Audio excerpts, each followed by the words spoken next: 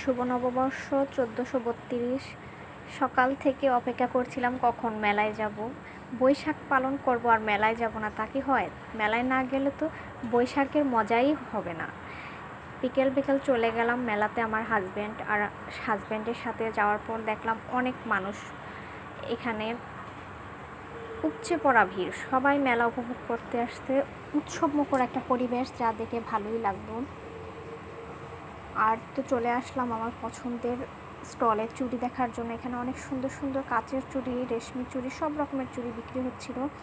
আর এপাশে এসে দেখলাম যে এখানে কনসার্ট হচ্ছে, সবাই সেটা উপভোগ করছে। অনেকগুলো গান হচ্ছে একটার পর একটা। আমার হাজব্যান্ড বলল যে বৈশাখের দিন পান্তা ইলিশ খেতে হবে, এমন তো কোনো কথা নাই, চলো মোরগ পোলাও হয়।